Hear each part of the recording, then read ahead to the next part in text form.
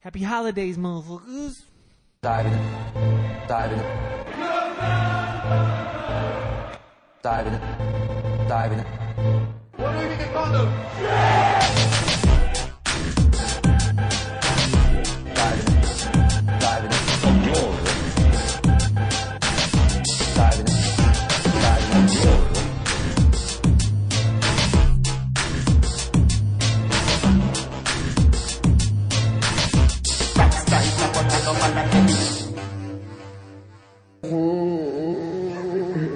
Diving it. Glory. Ooh, yeah. Holidays.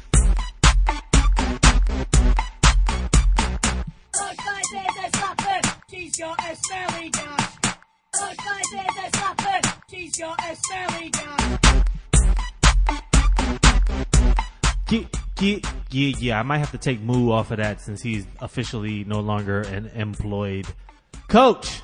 And purse price is there, right?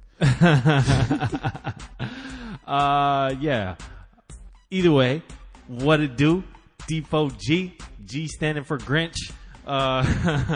Diving for Glory, man. Episode 18, season 2. Still the PEP, man. My man, Sir Solomon, what it do? What's good? Yay. This week, man, we are talking about first and second place battle in Bundesliga. Surprise upset in Premier League. Juventus have Roma as some visitors. They treat them unkindly, and Valencia Huesca as an interesting matchup from La Liga. Also, D4G award section. Also, league reviews, Club World Cup. Inter does some shit, and yeah. Yeah, stuff happens. Big things coming up, D4G.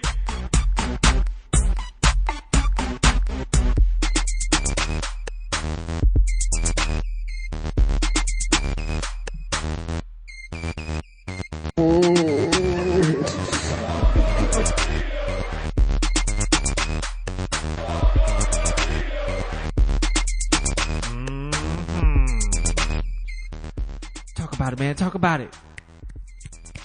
Talk about it. All right, man. We're going to start you off in Bundesliga.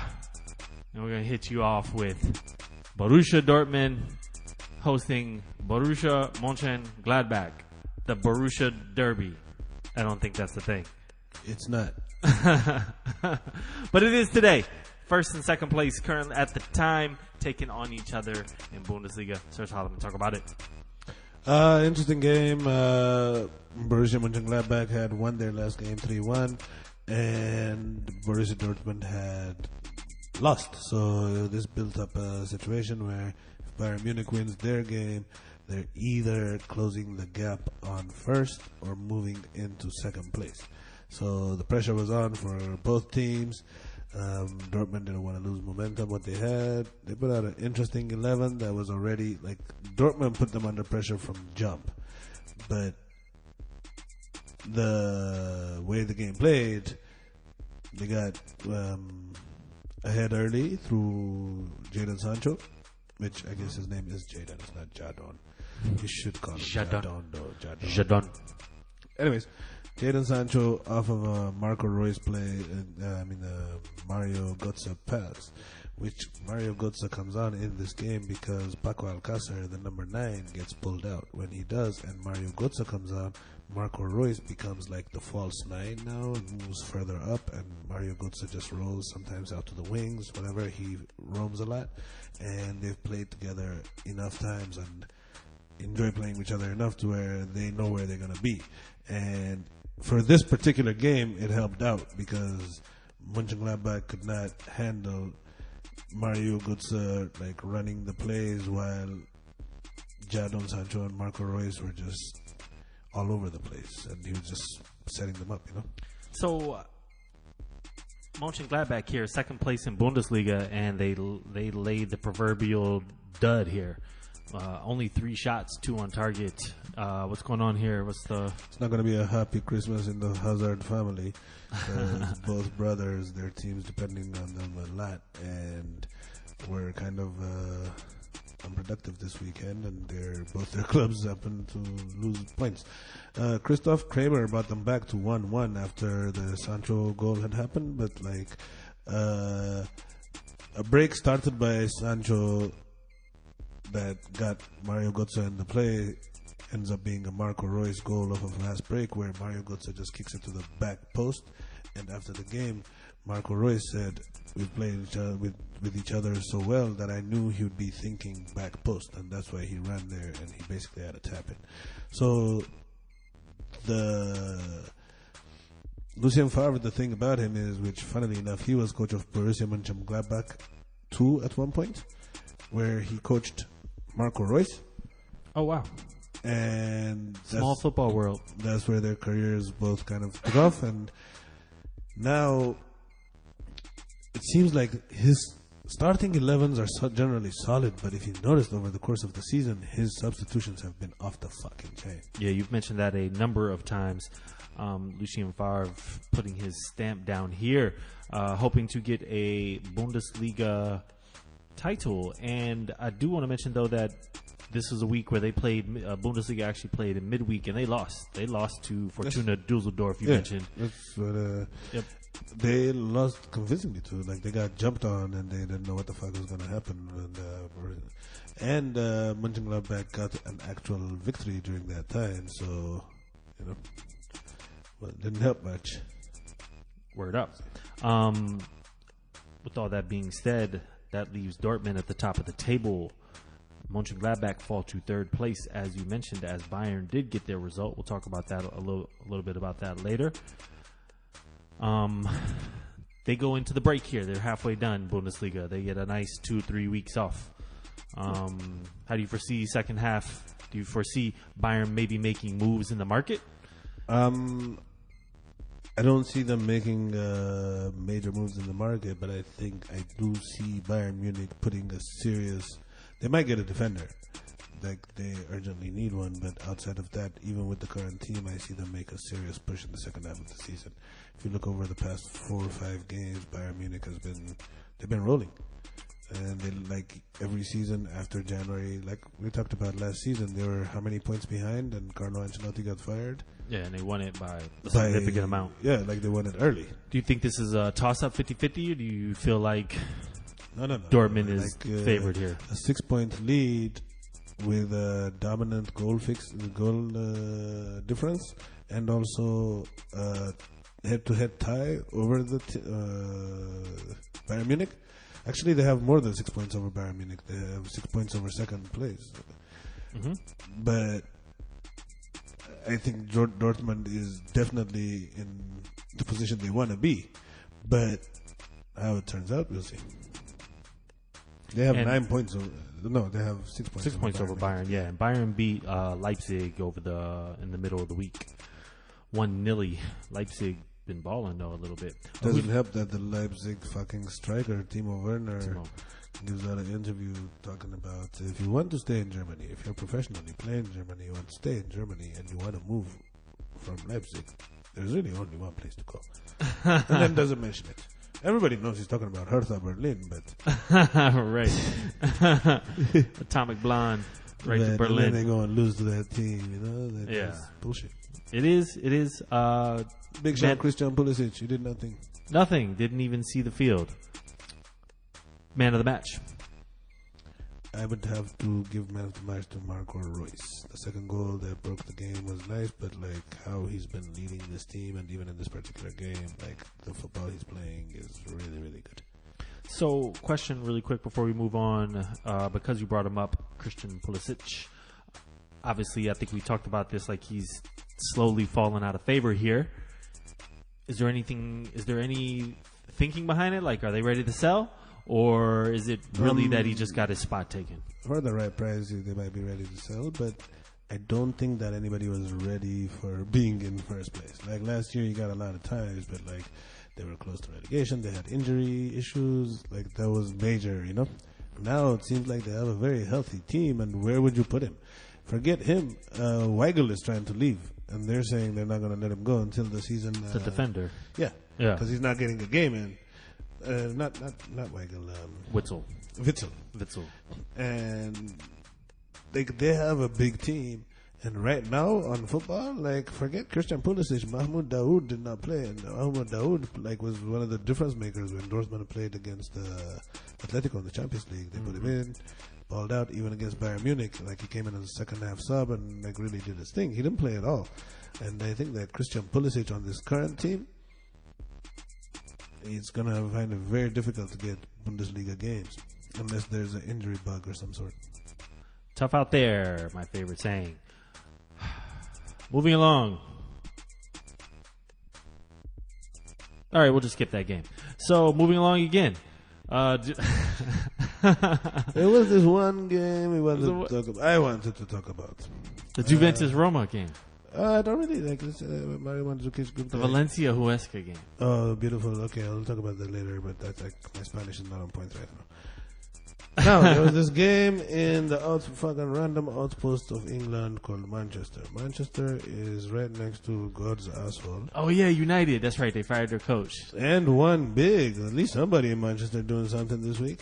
The other team, the small team of like the Arab side of Manchester, they had a game this week against the good team from London. The only town in England that matters. North London. I think that's what you think the full name of London is North London. So this North London derby of Manchester City versus Crystal Palace was quite a spectacle. It was a spectacle. Like, as a neutral, I enjoyed this game immensely, and not because Manchester City lost, but just how Crystal Palace does not travel well.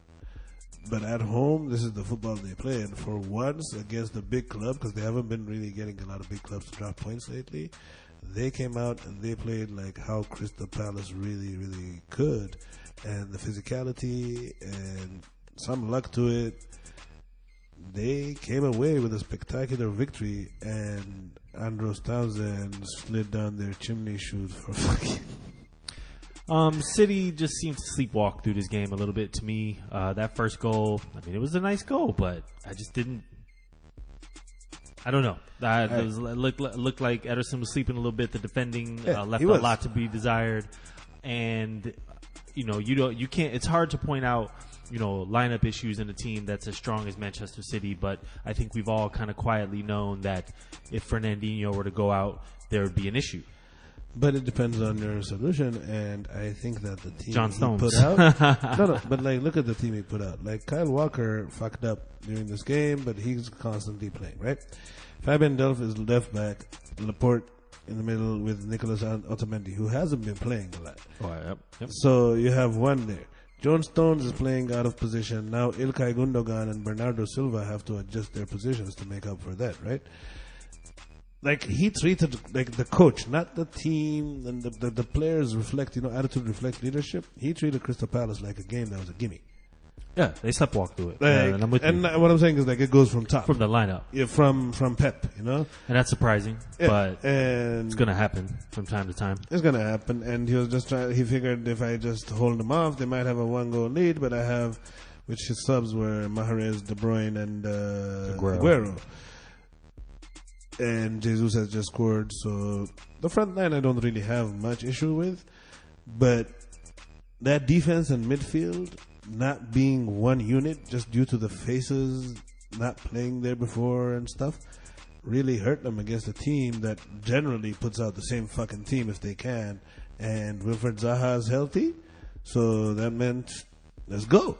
Time to ball. That's as simple as it gets with fucking. And he didn't even have and Zaha didn't even have like the greatest game. Sterling was pretty much a ghost in his game. Jesus was tricking in front of goal, and Kyle Walker just had two major moments of. But the thing about Wilfred Zaha is not that he needs to score. If you look at how much attention, he's a hold-up guy, and a lot of they need that to regroup in defensively, and even Andros Townsend and stuff get their openings because of how much ball attention he gets.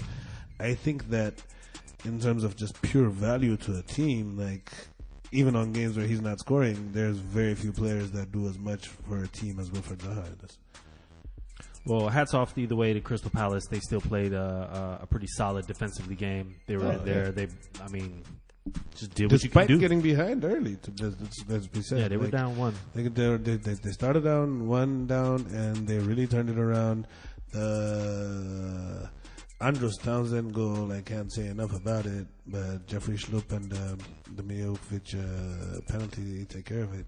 It was, as far as upsets go, it was a team that played not that well against a team that really, really, really played well. And this is Premier League football. You can't just beat everybody.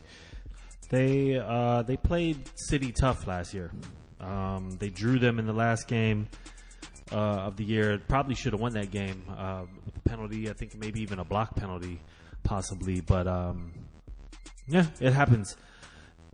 Any other thoughts from this game? Any concerns here? I mean, so this leaves we'll mention later, but Liverpool won on Friday. They beat the Wolves, so they now have a 4-point lead. As we discussed, 8 out of the last 9 teams ahead on Christmas Day ended up going to win the title, except for Liverpool in 2014. Yep. 4 points. It's not major, but that statistic also it means nothing. Means nothing, Agreed. but it's interesting tidbit. Yeah. And I think that if any concerns to take from this game is that they just dropped 3 points in a league that's looking like it's going to be a tight fucking championship race. Yep. And 2 teams closest to them, first place and third place, both won convincingly. Yep. So that's it. But as far as what the team does, Kevin De Bruyne came on as a sub. Aguero came on as a sub. They're back from injuries. Yep. This team is gonna do things. What the fuck is up with your boy though, Fernandinho? I don't really know. I mean, he wasn't in the squad, but I know he picked up a knock of some sort. But they're not really saying. I think he will be back though. Yeah, because they're an imbalanced team when he's not playing. It's sad actually that with all that talent, that one player means so much. And it's not sad, but it's damn. But that's it's like how it goes. No, I understand. All dominant teams, they have a guy at that position, and that's where a lot of action happens. Like when Conte won back-to-back leagues, even though he switched teams. Busquets, by going back to the Makaleles, and you need Xabi Alonso, different guys up there that's Toni taking Kroos. care of. Yeah, he's different. Casemiro. Yeah. Okay. More Casemiro in that position, Mm-hmm. and just to get the ball and start the offense. And John Stones didn't do a bad job, to be honest with you, but the middle didn't look like it was defended. Yeah. Yep. Who's your man of the match? And hold on, let me say that Andros Townsend volley, the Fernandinho position guy would be around the end of the top of the key. Yep. So it was a spectacular goal, but we don't know if it happens either. Bernardo Silva with the assist on that. Well, I'm gonna head it right to the guy. Yeah, but if you head it outside of your penalty box, no, you're getting. There's a 1% chance that is going to happen to you, but a lot of people do that, and then it just gets scrambled out. It's not. You can't clear the ball perfectly every single time. No, I know, but clear the fucking ball, man. He cleared it right into the fucking net. Motherfucker. Anyway, boom! Merry Christmas, bitch. Who is your man of the match here? Andros fucking Townsend for dunking it on a fucking motherfucker, man. He sent fucking Ederson back to the favelas with that shit, man. And dude, when he passed by, it was so fast it removed 3 of his tattoos, man. Yeah, right. As long as they didn't remove the tear tattoo, that's all I care about. Cop killer. Crystal Palace, man, much needed 3 points. They sit 14th. They're now 6 points clear of relegation.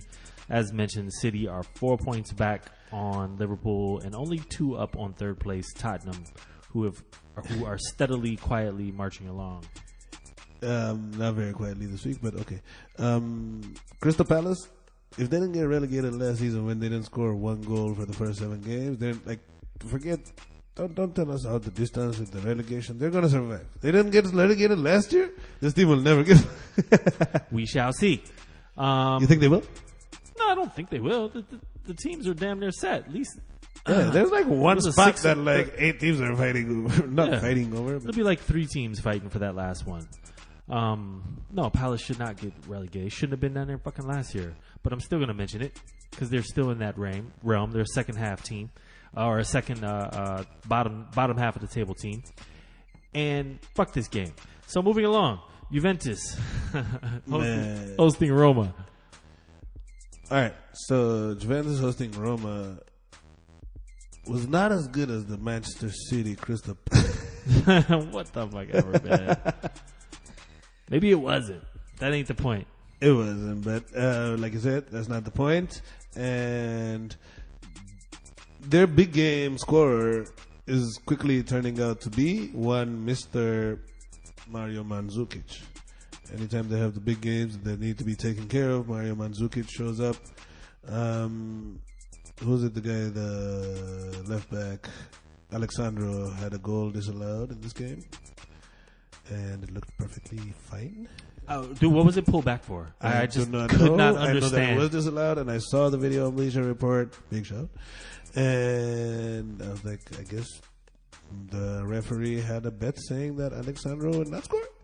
It was ridiculous. I mean, they pulled it back for something that happened like 5 passes before. It was, I don't know. Like, it was a lot. Like, by the time he took his shot, like, there was no foul. yeah, exactly. In that play. Exactly. That would have wrapped it up, but really, in my estimation, it didn't look like Roma was really in this game. I mean, they were trying to be active. Under was a little bit active, but Is it me or do a lot of the big-ish clubs that when they... This is why commentators and football in Italy experts expect a challenge from Juventus will either come from AC Milan or Inter Milan if they get their shit done. Because a lot of teams just seem to fold to Juve and lose in the tunnel before they even come out. Mm-hmm. Like, Roma's been having a decent season, but I don't know. But I guess when you play against them without the main... fucking Edin Dzeko sitting on the bench for 79 fucking minutes. 79 fucking minutes. He comes out for 11 minutes in the end. Like, Roma is like Pescara or something. I mean, like, Juve is some fucking shit team. You have, look, like, you can't even say, like, you didn't have him on the squad. They have, like, 200 people on the bench in fucking Italy. Fucking Edin Dzeko doesn't come on until the fucking 80th minute. yeah. Like, what are you saving him for if you're Roma? This is the game of the season. Yeah, Schick and Under. He was quite sick in this game. Yeah. Yeah, I mean, it's a hot steaming pile of shit. and I think Checo gives you that different type of option. Like, if you can't break Juventus down, you can at least get some crosses in there because the guy's fucking 6'4", 6'5". They played like some pussies, man. He played some fucking 5-3-2, and when you add in the fact that Steven Nzonzi in his position that he's playing and Brian Cristante are not that forward, thinking. He sat back instead of how last year, remember we used to talk about Roma is always 4-3-3 all the time. Like, he tried to switch it out later by bringing on Justin Kluivert and then Diego Perotti later, but he tried a new thing just to defend and hold Juventus, and they did. They held them to 1 goal, but they neutered themselves in the way there. Who is your man of the match here? Mario Mandzukic. Mandzukic. Mr. Clutch. I don't know how you spell clutch in whatever the fuck he's from, but He's Croatian, isn't he? sure. He's one of those. You see, that's what I was trying not to say. Oh, man. Are Wojciech Szczesny and Mario Mandzukic and Miralem Pjanic from the same place? Probably. No. No, they're not. I mean, they're from Itches. They're Yes. from Turin. Yes. Yeah, word up. So, again, Juventus continue like the machine they are, marching along to their, fucking 8th straight Scudetto. Top of the league. Roma, no points here, and they fall to 10th. Now, they're only 3 points back of 5th place. They're only 4 points back of 4th place. So that's a little misleading, but at some point, Roma needs to fucking go on a run of some sort. It's not misleading per se because they shouldn't be there and have it like. It's like credit. Once you have to explain your credit, it means that you're not good for it. You know what I'm saying? Like once a bank asks you where the money is, you got a problem on your hands. And it's the same thing, you know. Anyways, Valencia played Huesca. Valencia, Huesca. Fun game here. Valencia winning this 2-1, man. And some last-second dramatic faction. Talk about it. Dani Parejo puts them up early due to a complete defensive fuck-up and a back pass to the goalkeeper, blah, blah, blah. He picks it up and scores. Dennis Cherysov picks it up, passes it off to him, 25th minute. They're rolling. Halftime 1-0 Valencia. And second half comes in and fucking... they give up a penalty in the 70th minute and Chucho Hernandez scored the penalty, gives them a 1-1. It looks like it's about to finish 1-1 when in the 94th minute, Cristiano Piccini, assist from Rodrigo, scores a 2-1 winner. Piccini, I like that. Piccini. Where's he from? Valencia. Nah. Is he If I had to make a wager, I would say Argentina. Let's see. I got it. Okay. Italy. That was my real guess. Piccini.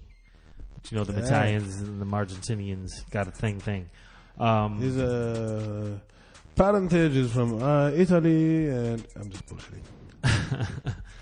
Valencia extremely active in this game, counter to how they usually are. But again, Huesca is like a small team, recently promoted, I believe. Yeah, they're here. I think last season's promotion, but or was it this year? Either way, they still dominated possession to the tune of not dominated, but they had 52% of the possession. Valencia reverting to form and letting the other team have the ball. 6 big chances created by Valencia, and Valencia sit 8th in the table, 4 points off 6th place European slots. So they have 10 draws, but they only have 3 losses. So I mean, they've quietly kept it together, I guess. Unlike Villarreal. But Huesca, totally bottom of the table, probably already on their way to relegation. 20th. They have like 1 win, right? 1 win, 11 losses, only 8 points in 17 matches. Yeah. So, with that, I'm going to long ball on up to the... Piccini, man of the match. Oh, man of the match, yeah. Thanks so much. I'm going to let my DM kick it on up to my midfield.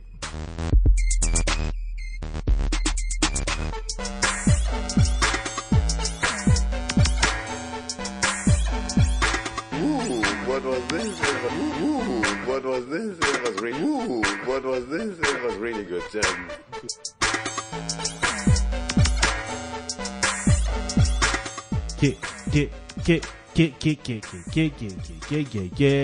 Mr. Klopp is a happy dude these days.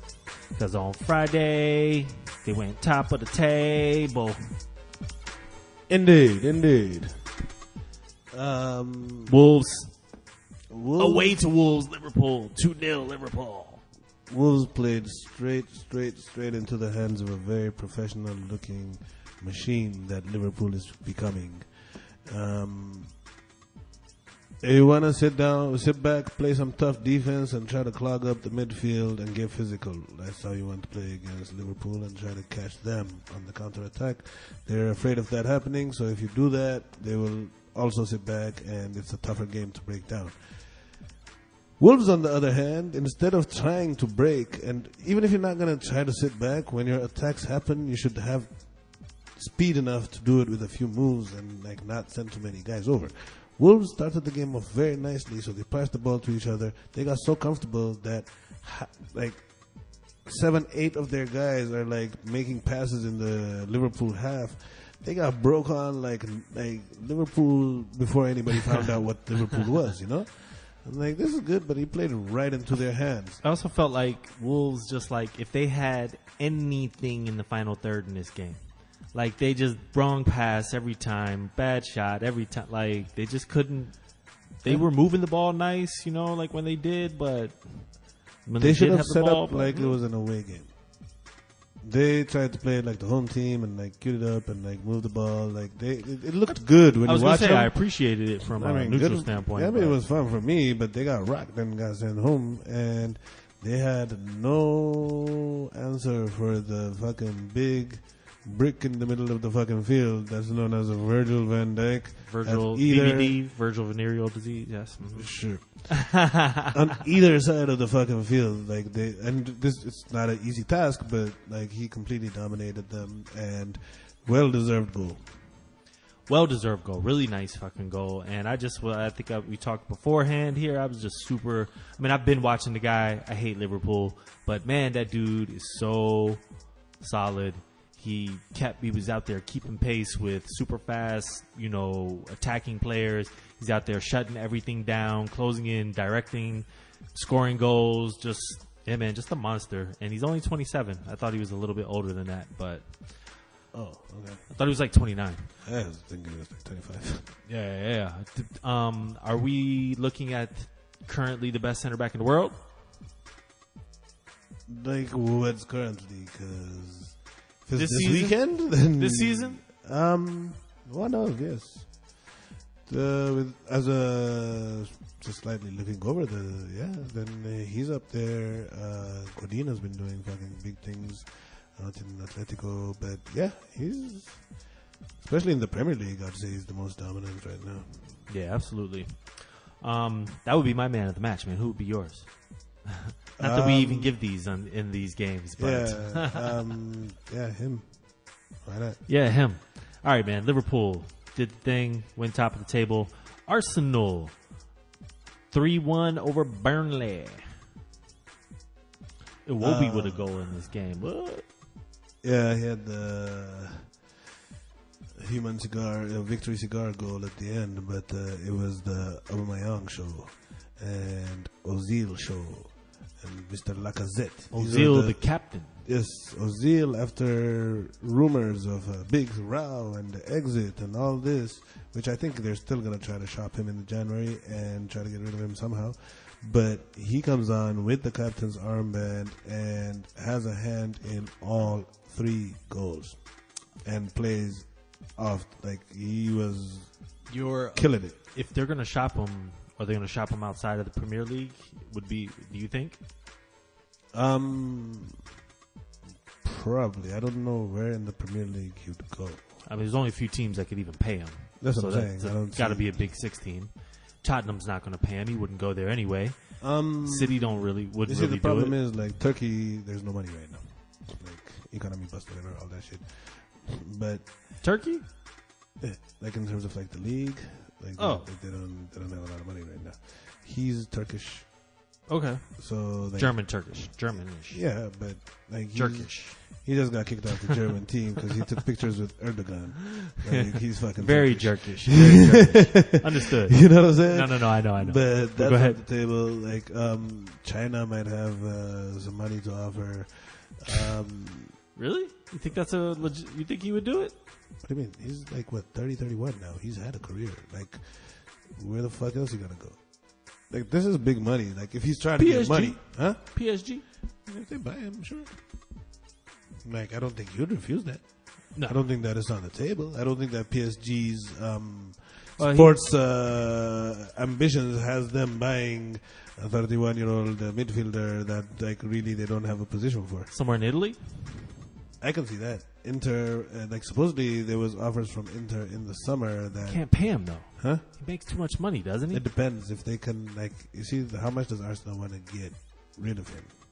They'll pick up some of the tab or something, right? If they can get, like, say in January, an 18-month loan with the option to buy to an Italian club, like Inter or Juventus, then the club can afford his salary because for the 18 months they're going to pay, like, lesser, you know, loan fees and stuff. So it can be arranged. Like, it doesn't necessarily have to be whatever, but, like, Arsenal has to be prepared to basically take a loss on, like, he's not going to be worth anything much. You know? Damn. You talked very highly about him last year. I do, but like when you're talking about what somebody's worth a team as opposed to on the market, now he's just a 31-year-old. 30, but Okay, 30. So wrong side of 30. Like Chelsea, Manchester United, for example, Yeah, do they not don't- offer more than 1 year contracts to 30 an over pluses. 30 plus player. Yep. Okay, so that changes everything in the market. When you pay a lot of money to buy a player, it's in anticipation of making some of it back if he leaves. He must have only signed like a 3-year contract. I thought he had it's only till 2021. Oh, okay. I mean, that's still not. No. I thought he re-signed like this summer. No, I think he he- resigned last year towards the end of the During season. with Wenger still there, right? Yeah, Yeah, and so they must have only given him a 3-year at that Yeah. point. Yeah, maybe okay. that's what you're gonna do. All right. Anyway, But- interesting stuff. Arsenal, man, still, even with their little blip before, they're still chugging along. A team that they will be fighting for with a top 4 spot. Chelsea follow up things with a disappointing result here at home to Leicester City. Yeah. They got on the fucking dilly-dallying on the counter, and Jamie Vardy had a party. There it is. He likes London. He likes big clubs. Good time in He likes London. big clubs. Yeah, he does. He Yeah, does. he scores against the big teams all the time. What's going on? What's going on here with Chelsea? Nothing. They're Chelsea, Arsenal are rebuilding clubs that have new coaches that are trying to implement new systems. They need new faces to come in, but like in the meantime, they're around 4th, 3rd, and that's how the season goes. You win some, you lose some. Eden Hazard I don't think he's a long-term solution up as this false 9. I don't Think they have much of an option at this point, but exactly. I don't think that having Eden Hazard or anybody carry that much of the offensive load is a healthy option long term. You can have 1 or 2 games, but like over the course, like if you're trying to compete with different teams, but everybody around, look at Liverpool, Mane, Firmino, Mo Salah. Even in midfield now, they have like Fabinho making passes, Seydou Keita doing work. Like they not Seydou Keita, but whatever, Keita doing work. They have options, you know. In City, you have like infinite options. Even Manchester United, now that the reins have been taken off, they have scoring options. In Chelsea, it's down to this guy. that's pretty much it. You know, whether it's So- false 9 or out on the wing, it's just So one thing I want to bring back up, and not to harp on old things, but I still think it's interesting because I listen to what you say on here, and you made the point makes of fun of saying, "Oh, I know." You made the point of kind of making the argument that Chelsea and Arsenal were not that far behind Liverpool. I think at this point in the season you weren't super impressed with Liverpool. We're halfway through the season. Liverpool is undefeated, and both of these teams are 11 points back. Yes. Now, they both got results against Liverpool. I believe they both drew with Liverpool. yes, on a one-off level, they can like. I don't think that Chelsea and Arsenal starting 11s are far from Liverpool's. I think that looking at the club though right now, and I did underestimate Liverpool's project. It was maintained that they were ahead, just not as ahead as I thought this Yes. gap would be. And this Eden Hazard reliance is the undoing of Chelsea. Arsenal's, I don't think is as much of a problem because I think they're trying to get rid of some guys and just make changes. This is the beginning of a project that's been long overdue. If Chelsea somehow missed top 4 here, is that the death knell for Hazard? Gone? Yeah, at this point. Yeah, I think so too. All right, moving along. I don't Good think win. they missed top 4 though. Hmm? I don't think they missed. You don't top think they 4. will? Yeah. Arsenal miss out?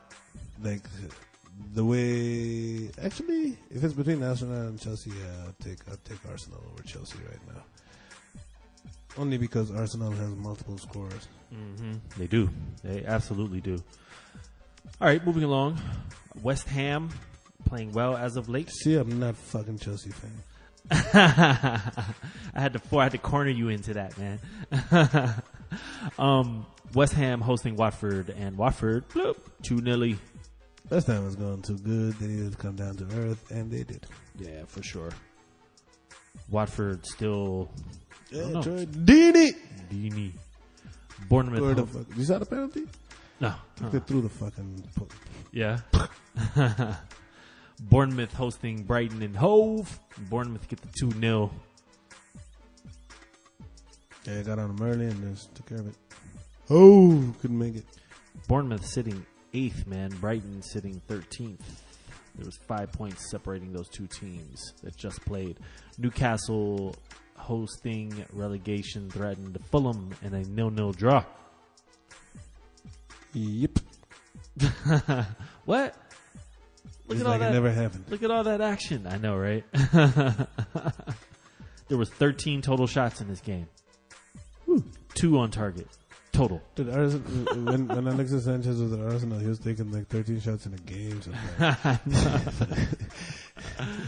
Huddersfield Town hosting Southampton. Southampton playing better at getting that new manager boost. Yeah. 3-1. Doing the dude since homie became manager. Always happens. The fuck? And then miss. Speaking of, Cardiff City hosting Manchester United. Ole Gunnar Solskjaer. Damn. I forgot it. I had it memorized, but it's just too much. That's what happens. I don't watch soccer in the 90s, man. This guy's a fucking legend. The babyface assassin. Ole Gunnar Solskjaer.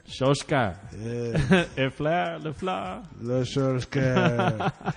Yes. He's so fucking badass that the fucking OGC Helter Skelter wrote a song about him. Well, so the average fan is going to look at this and be like, see, it was Jose the whole time. Yeah, but like, 10 days ago, they beat Fulham 4-1. So... Did you watch either game? I watched this game. Yeah? Yeah. My guess is that this probably came in a more impressive fashion, though. No. Like, It wasn't that impressive. They got an early goal of a Marcus Rashford free kick that seemed like the wall was shit and the defender should have positioned themselves better because it was so far. And then once they were ahead, they started going. And Cardiff is a great team to fight. Like, it almost looks like they fired the coach and they're like, let's fire him so that we can have this stretch of like decent games to get our coach bedded in. Fucking Solskjaer has coached Cardiff do relegation before and celebrated like he did give no fucks. You saw that dude? He was fist bumping, high fiving, hugging, all that shit at the same damn time.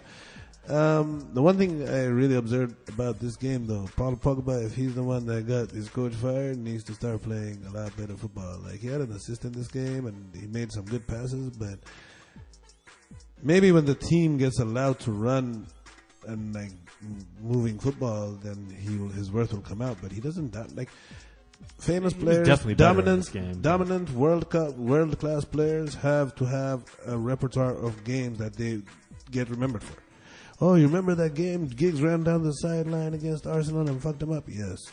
Yeah. Oh, remember when John Terry scored against Barcelona? Yes. You know, like, where's his game? One game. Just one game. Like, one game after Manchester City had won the league already and they were just going to celebrate, but then he just decided he's not going to celebrate today? Yeah. Like, that was just half two. Like, it was a second half. Mm-hmm. Like, yeah. Yeah, I know. That's what I'm saying. I definitely have, being that I have watched United so much this year, I mean, it definitely looked like a different team. They definitely looked like, I mean, new manager syndrome for sure, man. Like, there was a buoyancy in their step. They definitely were more creative from an offensive perspective. More like fucking Lindelof even had a nice fucking through ball pass in this game. That's one of the beauties of playing against Cardiff, though, is that like the defense is so bad, and like you shouldn't try these things. And so with all that being said, Manchester United is supposed to beat Cardiff 5-1. Moving along, last game of the weekend for EPL, Everton Tottenham. I had a 2-2 in this game. I was right about the first two. The other 3 sets of 2, though, you missed. Yeah, I did the 2 sets. 6? 6? 6, too, yeah. They put them on him, man. Everton beat that bitch with a bat. That's what they did. Everton got. You know that expression, what do you tell a man with two black eyes? Nothing he hasn't been told twice already. What went wrong with Everton? Everything. A lot. Everything. Yeah. Hey, remember we were talking about Andre Gomez the other day? Oh, yeah. He was in midfield today. Yeah. He came off injured. Lucky him. I mean, that's the least he could do. Lucky him. Pickford out there doing Pickford type things, you know. Dude, that guy has personally cost this team a lot of points.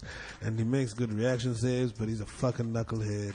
And this is not a club that can afford those mistakes. They have ambitions of being firmly in the middle of the field. And was this a statement game by Tottenham?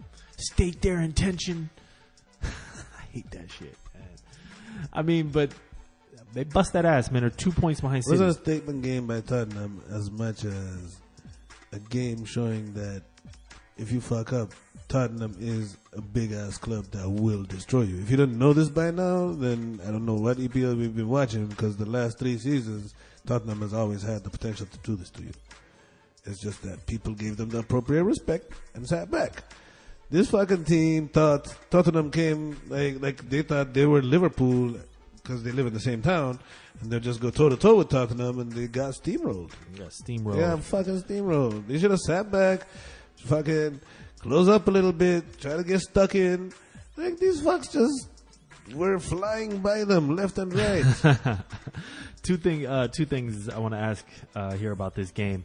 Obviously, Son balled out a couple goals, like he was just doing work. Dele Alli went off injured, and we talk about depth with Tottenham. And I know you brought up maybe a week or two ago about if Kane goes down, that's the problem.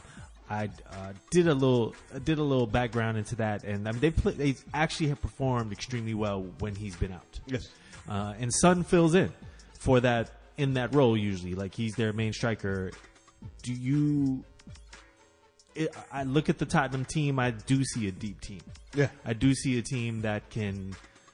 I mean, they would need some luck to compete this year, but I mean, they started too slow. Yeah, they've already dropped a lot of points. Yeah, 4 losses. Yeah. So, do you see them pushing second, possibly? If somebody collapses, but I think that Tottenham finishes firmly in 3rd place. Well above 4th. I don't know about well above, but they'll finish in 3rd place. And I'm gonna hold true, man. They're not even finishing top 4. You still going with that?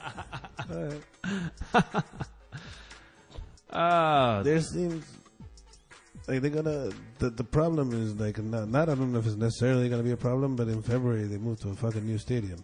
Remember how last year they had a whole fucking hard ass time trying to adjust to the new stadium? Yeah, they're gonna have to do that again in a couple of months. We'll see. They claim they've been waiting on that. 14 wins, 0 losses, or 0 draws, 4 losses. Best ever start for Tottenham through this many games in a season. They are 5 points up on 4th place, 2 points behind 2nd place City. My last question is about Pochettino. So that makes them 6 points out of 1st and 5 points out of 4th? Yeah. Firmly in 3rd. Pochettino, you see that. Of course, he gets all the laudits, when they do things like this, and we critique him when he doesn't. When they show up and get beat. Who'd they get beat? They got beat. They got drilled by somebody. I wanted to say it was United or something. Arsenal's drilled them 4-2. 4-2. Is it a major? Do you think they were going to let Pochettino go during the season? No, hell no. I know they that. got Ole, but I think that in the summer, United he does have a buyout clause of 42 million. I think. Does he? Oh, I didn't know.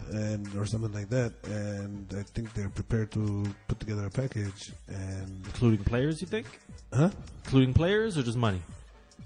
Oh, I don't know how they reach it, but it's Levy's probably gonna want to win some cash, and I think he's most probably he's been comfortable in England, and he's mentioned that the only place you'd leave England is to go to Tottenham within the EPL, and if he go to United for the first time when the Real Madrid job came open, he wanted that. and that's when his unsettlement starts, I guess. And now this is the only team he wants to be like. He's close friends with Alex Ferguson and stuff. Like, this is his dream job. I love how soccer watching LeBron has totally taken a page out of the soccer world and is trying to disrupt Anthony Davis. Did you see anything about that? I have no idea what you're talking about. Oh, dude, they interviewed LeBron. He was like, what? That they asked him about Anthony. He's like, oh, I would love to play with Anthony Davis. That would be amazing. There's nothing going on that Anthony Davis is like wanting out of New Orleans or anything. He got like 2 years left on his contract. Like this, it's totally made up out of anywhere. And LeBron's like, man, I'd love to play with that guy. You just made me think of that because that's what they do in soccer. They start to unsettle these players and agents with their rumors and such. LBJ, man, this is the dude. All right. That is EPL review. Any final thoughts, man, before we get into the glut of Nope. City cannot drop points here? Do they need to win that January 3rd match versus Liverpool, or can they draw that and still do it? I mean, they can draw that and still do it, but I don't know. Like, you want to win the game. I don't understand those particular questions at this early point in the season. That's what I'm saying. I don't think either team has to, but I think that it makes your life immensely easier if you do it. You know, like this championship might even come down to 2-3 points. So if you drop this game, you're just making your Liverpool, season a lot harder. Liverpool, City, Tottenham, Chelsea. That's your top four. Arsenal tie with Chelsea on points with 37. Man United 8 points back for 5th place, 29 points. Relegation sits as Fulham, Huddersfield, and Burnley. League leader in goals on Christmas Day is Pierre-Emerick Aubameyang. Gang. And then Harry Kane following that up, and Salah with 1 goal less.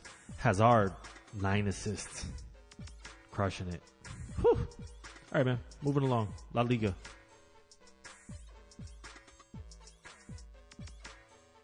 Real Madrid didn't play. Girona. My Girona. Getafe 1-1 on Friday. Batista at Eibar. So 1-1. Still Alaves beat Sociedad as well. See. When is it? Azizi. Yeah. And that is Alaves, man. They're only a point off of top 4. But the problem with them is that they're doing much better. That was their first victory in 6 or 7 games. Yeah. It is true. Atletico at home to Espanyol, and they win that 1-0 on a Griezmann penalty where he goes on to do a Fortnite celebration. He's never done those before. Statistically, man, really Atleti shows up to the Espanyol game and sits back at home? That's how it goes? Atleti goes to every fucking game. It's just big. It's open up. Man, whenever you ever see them just swarming over teams and being offensive. So answer me then why Diego Simeone, we know, he's obviously an amazing coach, but seems to be similar tactics to what you would say Jose Mourinho wants to do on the field. And except what's the difference? Okay, Jose Mourinho wants to take the pressure and break on you, whereas Simeone's system is to actually create pressure to move the ball into certain directions, like towards the outside of the field, and then they get you out of, they make the middle be untenable for you to even consider, and then when you go to the outside, they figure they can just squeeze you out, and it's a very throttle you kind of defense, whereas Mourinho's system is sit back and take your pressure, whereas these guys are actually attacking you on defense.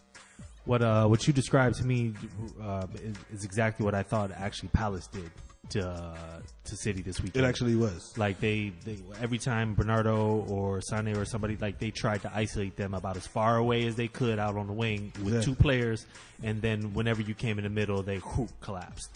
Yeah, for sure. Well, it's damn successful, man. 18 shots by Espanyol, only 8 by Atletico, but it just wasn't enough, man. Get all 3 points for Atletico. Barcelona at home to Celta Vigo. Talking about practice? practice. Talking Talking about practice? fucking practice. Yo, Not the game. Who scores Not every the game game. since he misses practice? Not the game that I love, that I die for. Ousmane Dembele. Them boos. Ridiculous, man. Yeah, man. Messi, wicked shot, rebound. Ousmane Dembele nutmegs the rebound. Oh, ambipedic. Yeah, huh? It's like ambidextrous. Oh, Except ambipedic? Both legs, I think. Is that a something. word? I don't think so. But he can play equally with his, shoot equally well with his right or with his left foot. The guy just sees the goal and connects. Gotcha. Messi's second goal, he fucking sat the motherfucking goalkeeper down. He looked like he was shooting in one direction and just did a fucking at the end of it, and he was just fucked. Leganes is at home to Sevilla, and Sevilla had to save their asses here. Saved their asses in injury time, but there was so much fog in the fucking shit that in the replay you can't even fucking see the Sevilla goal clearly. Really? It's like that? It was that bad? Yeah, it was weird. Huh. But they should have had this, and Leganes is becoming like somewhat of a banana peel for big to Big medium teams. big clubs. Mm-hmm. It's true. But remember last week I was telling you Barca's going to start breaking away, and we'll see. Atleti will stick with them for a little bit, but the gap is going to get bigger. Real Madrid were playing in the World Cup, so they did not play their match against Villarreal. Will be played on January 3rd. Villarreal sitting in relegation at this moment. Top four in La Liga stands as Barcelona 3 points up on Atletico.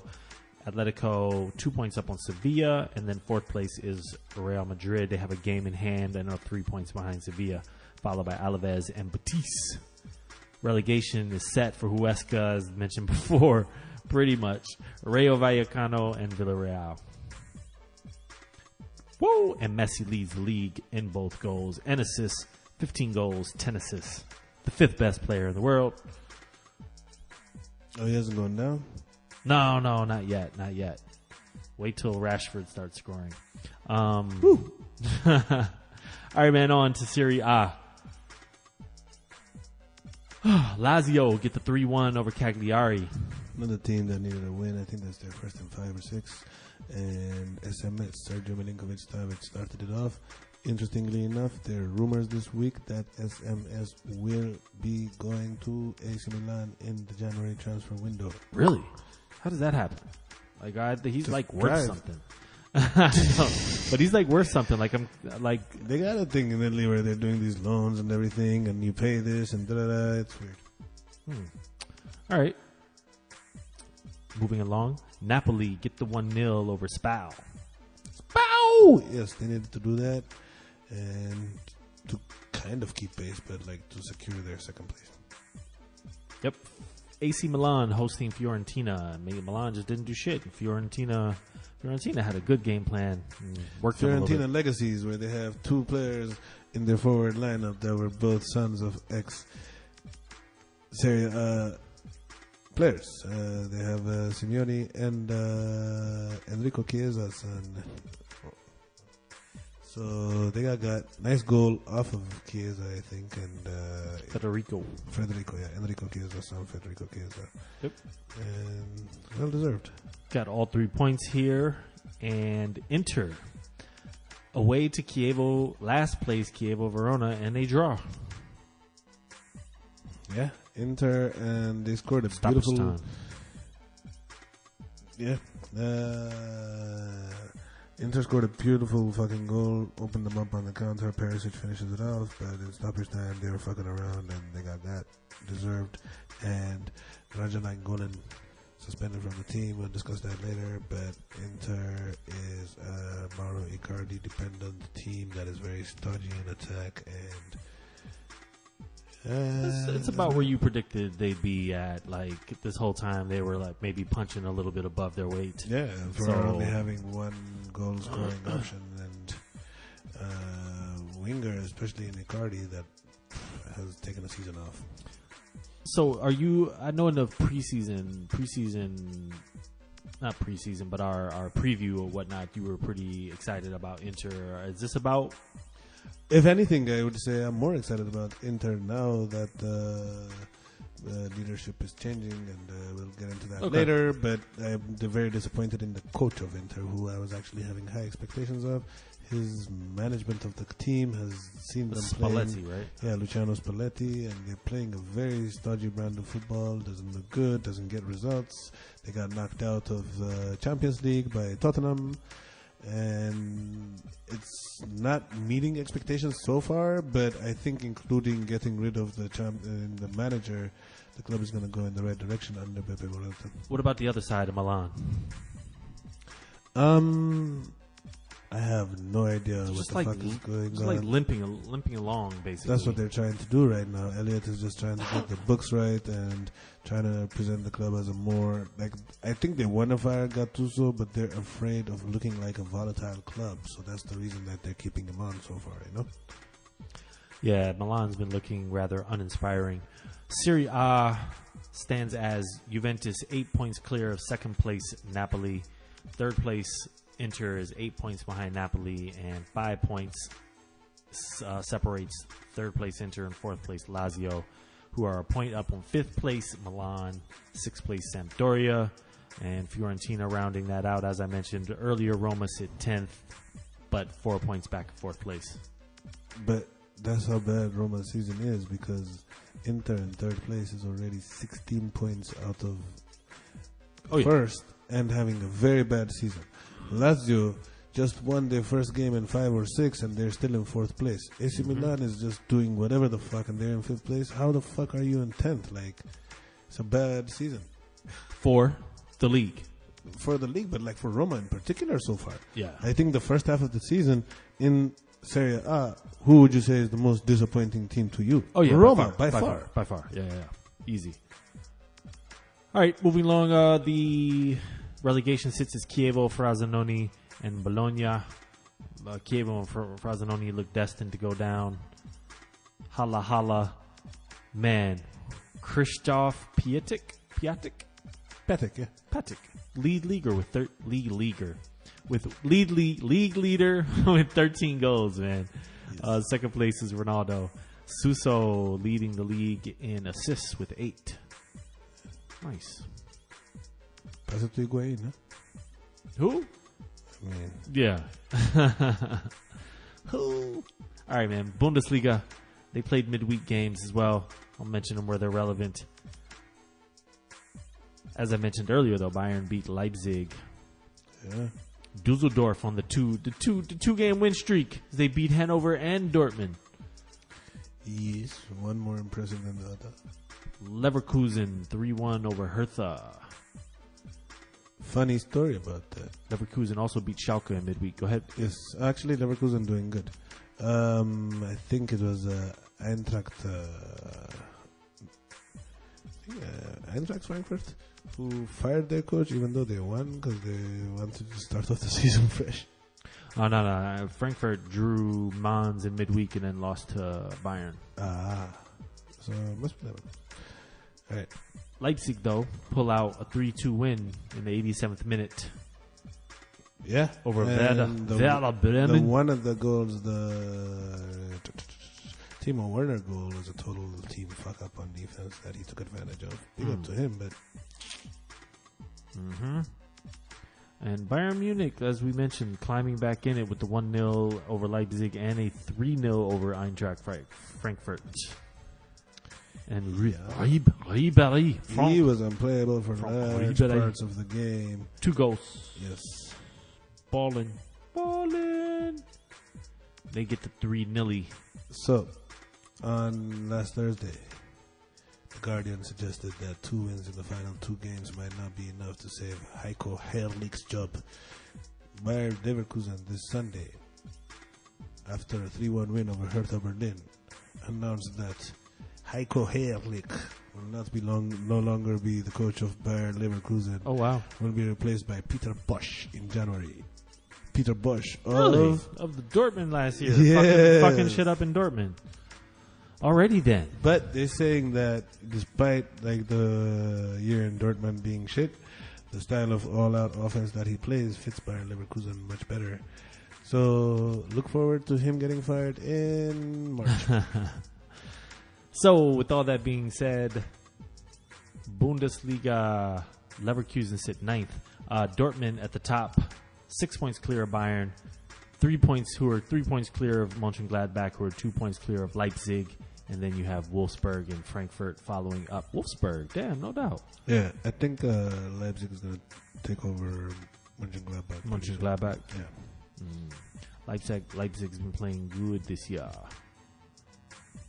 Imagine next year they're going to have a coach that they've already signed. Oh, imagine. Imagine. And also mention that Bundesliga do not play another game for 26 days. Oh, that's good. That's very. Lots of schnitzel. Ligue 1 actually fucking played some games. Paris Saint-Germain won. Montpellier, Lyon, 1-1. Yeah. Did you see the little celebration that Nabil Fakir did? No, what do you do? I don't know. They did like a little ring around the rosy thing. So cute. I guess it's the thing. Monaco took the L to Guingamp. Yeah. They're in trouble, aren't they? Yo, Dijon got scored on nice. The 2-0 against them was really good. Oh, Dijon? Yeah, by Saint-Etienne. Oh. Yeah. You just skipped over the... No, I'm just like, that was. I saw the goal in the highlights, and it was like a spectacular goal. The 2-0 was fucking spectacular on it. Okay. Saint Etienne beat Dijon 3-0. Yes, the 2-0 goal is wicked on that game. Got you. So, Marseille just disappointing here, drawing Angers, and Lille. Yeah, I just say Anger. Angers. If you don't want to be called Angers, don't spell your name Angers. Lille go up 1-0 and end up losing that game 2-1 to Toulouse. They were meant to lose, obviously. Just a little bit.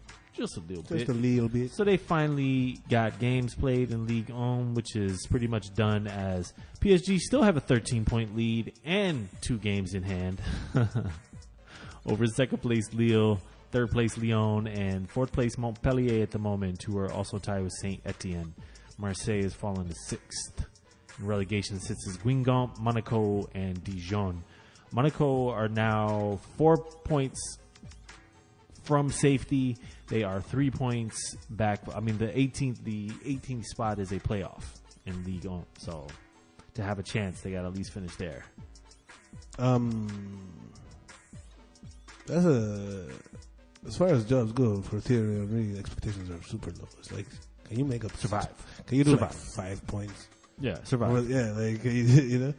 But Lille, I wanted to talk about it in particular, is Nicolas Pepe, Ivorian international winger playing for them. I think he has already 12 goals in the league. If they can hold on to him for the rest of the year, they might get themselves a Champions League spot. But I think that in January, a lot of people are going to be making moves for him. He's valued by his club at 18 million euros. No doubt. All right. So league leader is Kylian Mbappe with 13 goals and Memphis Depay with 7 assists. And we're going to move on. We're going to move on all the way across the world. Not really across the whole world, but the Club World Cup. Real Madrid hosting Al Ain, the AFC Champions League winners. No. I think they're in virtue of being one of the hosts of the country's teams, because I think the Champions League winners are Kashima Antlers. Oh, word.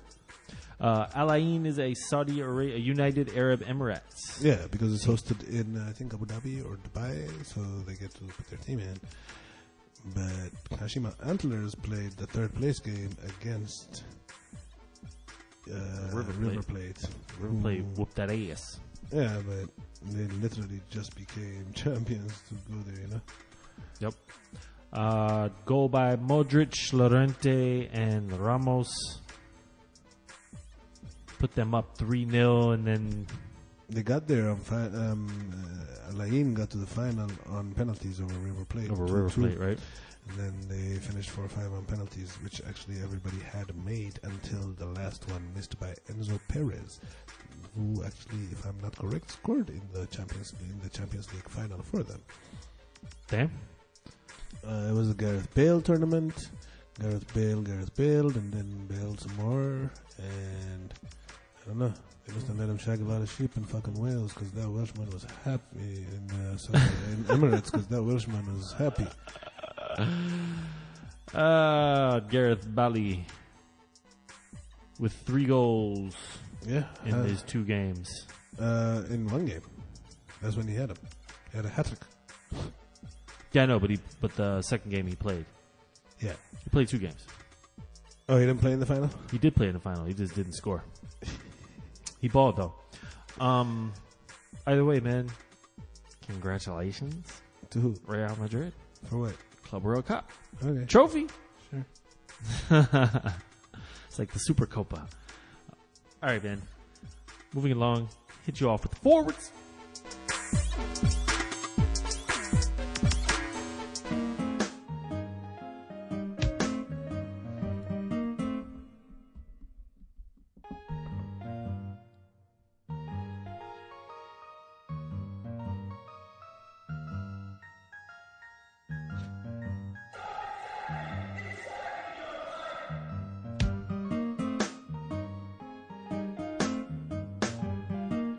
Where?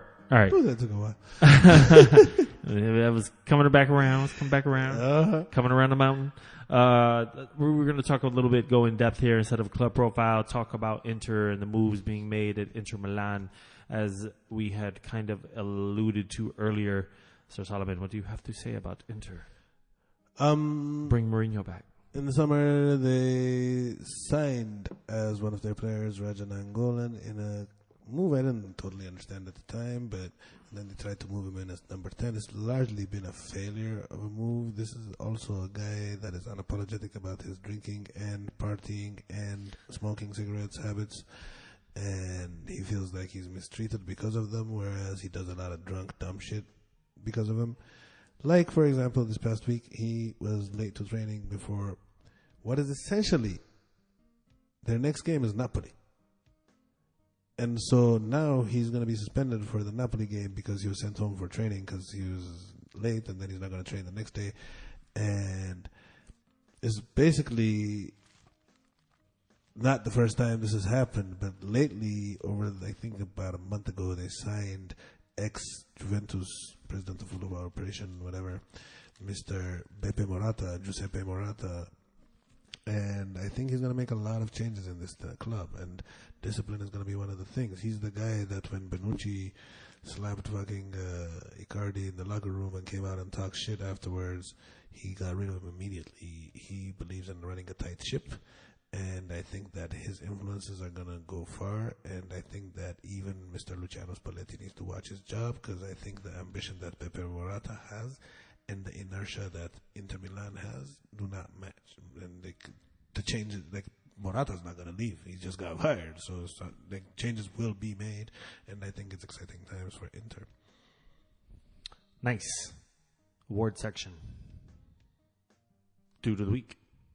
Dude of the week. Let's give it back-to-back weeks to Liverpool players and give it out to a virgin. Not just a virgin, a gold star virgin. Virgil van Dijk. Van Dizzy dominating games on the back end. I wonder if we've ever given it to a defensive player. Oh, we did. We gave it to Koulibaly and stuff. Koulibaly, we did. That's right, last year. Damn, that's a hell of a memory pool, man. Hey, man. Goal of the week. Goal of the week is... We had many... What? No, we didn't. It was... I can't hear you. Andros Townsend. I can't hear you, with man. A goal from outside. I can't even... What a volley, Andros. You're killing them. Ending towns left and right. His name is Townsend. He's from London. He destroyed a certain team that nobody knows that lives in this outpost called Manchester. I'm not listening. And I'm it was this... I'm not listening. Motherfuckers, man. Yeah, it was a hell of a strike. It was a hell of... He caught that so sweet. Like, you just feel good as soon as you hit something like that, man. I felt good watching it. I was like, woo! Then they won. Yeah. So, anyway, upcoming for next week.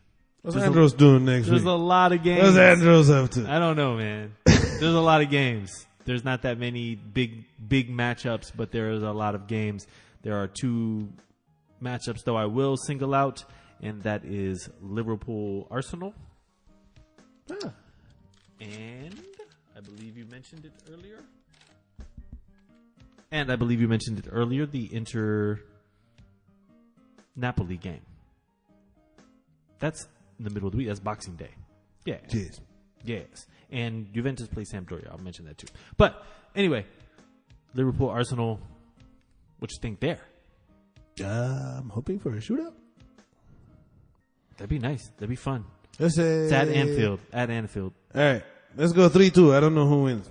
Okay. That's what I want to see. I'll take that. So all the leagues are off except for Serie A and La Liga. EPL, and they both play on Boxing Day, and they both play on the weekend. And then I think Italy has a little bit of break, but no rest for the weary, as they play. EPL plays New Year's Day as well. But that's the match, and it's in the books. Diving for Glory, Season 2, Episode 18. As always, thanks for tuning in. We appreciate anyone who takes the time to check us out. I totally forgot to mention in the beginning that don't forget Diving for Glory posts every Monday and on every Thursday during Champions League weeks on iTunes, YouTube, and divingforglory.com. Hit subscribe. Follow us on Twitter and Facebook at Diving for Glory, and rate us 5 stars. This Thursday also. This Thursday also, we will give you a Serie A and EPL roundup. Boxing Day special. Holla, holla, holla, holla, holla, holla. Merry motherfucking. All of them. The Virgin. Yes. Jesus Townsend was born on this day. Match. Jesus Shuttlesworth, my son. Diving.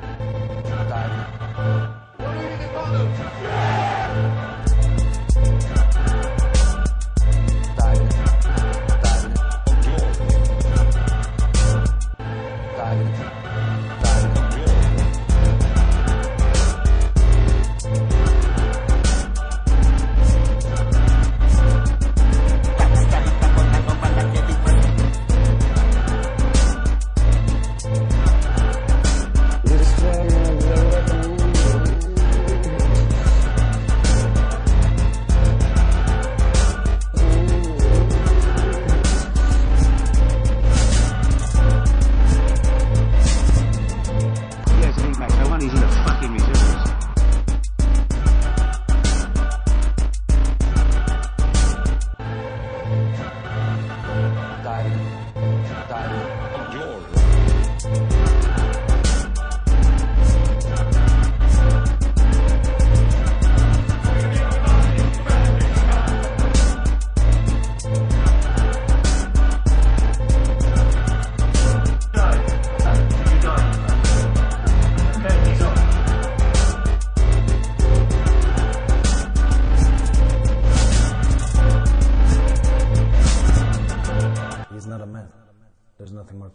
Diving.